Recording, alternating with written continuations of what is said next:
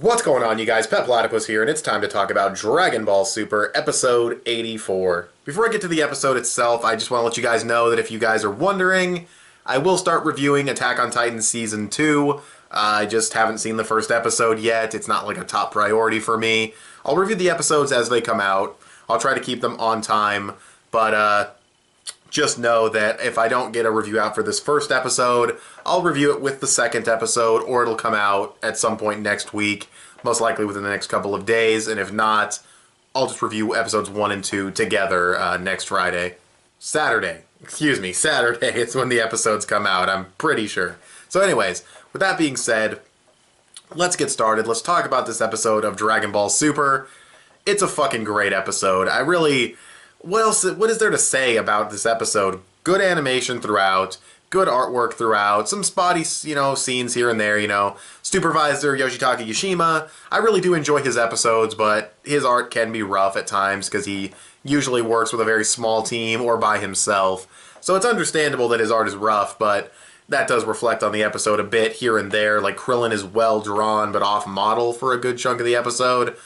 But still, overall, the episode looks really good. Futoshi Higashide, just an absolute machine of an animator, just insane. That scene between Goku and Krillin at the beginning of their sparring match was just stiffy. That's all I'm going to say. Fucking stiffy on the spot. It was great. It was so fucking cool. And the Gohan scenes were great as well. He believably knocked Gohan out of the ring and won. That was awesome. He invented a new variation of the solar flare. He can control the Kienzans and where they go once he launches them, which is so cool. Krillin has been putting in a ton of work.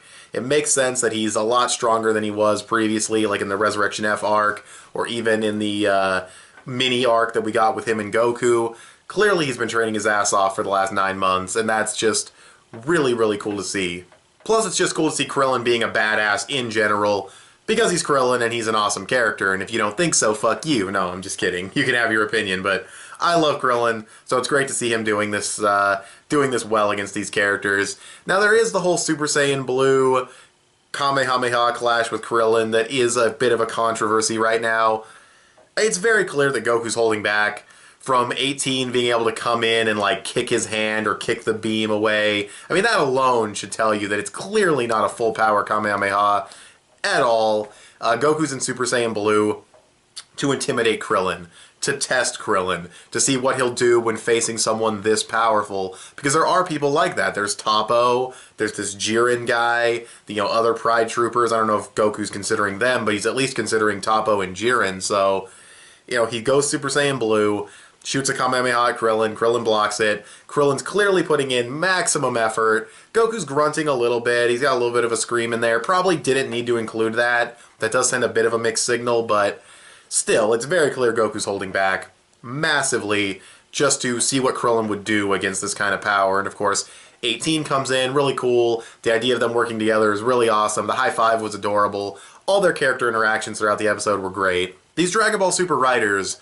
are really masterful when it comes to these characters. Like, they really know what they're doing when it comes to the characterization and interactions and relationships and stuff like that. They may not be great with, explaining things all the time. There's some continuity issues here and there, but man, these guys know how to write the characters, and in my opinion, that's the most important part of Dragon Ball. So, what else happened in this episode? Because it was a really simple episode. I mean, they got two new people to join the team, so that's good story progression. I already talked about the animation and everything. The pacing was good. Really good music placement, and really good music as well. That flashback where they do the fist bump, music on point.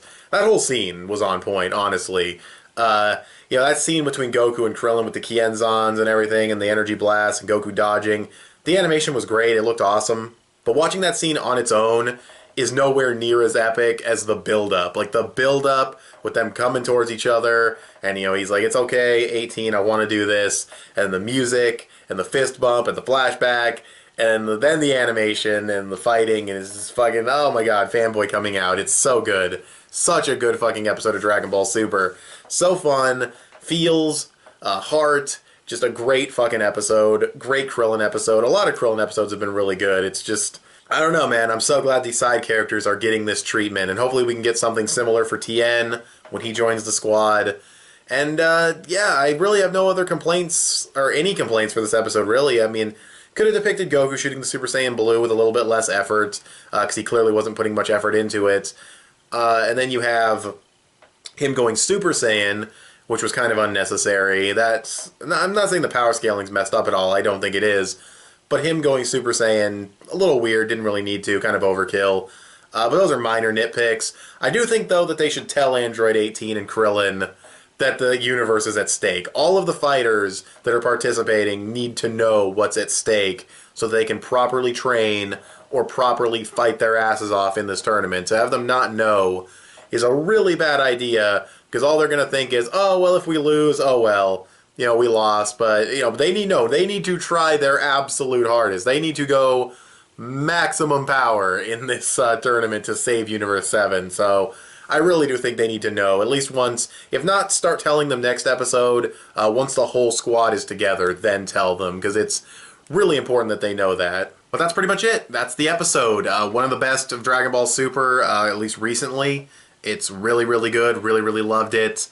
I'm really high off of seeing it, so maybe I'd have a different opinion after a while, but I just really, really enjoyed this episode. I thought it was really fun, had a lot of heart, a lot of feels, all that shit. So I'm going to give this episode a 9 out of 10. It had the story progression, it had the animation, it had the pacing, it had the music placement, it had all the technical aspects you want from a really good episode.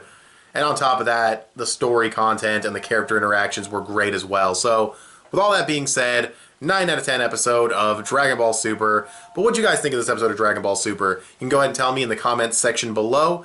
You can also give this video a thumbs up and share it on social media. Both those would help me out a lot. Subscribe if you haven't already, or if you like what you've seen here. Click that little bell to get notifications when my videos go up. I want to thank you guys for watching, and I'll talk to you guys later. Bye.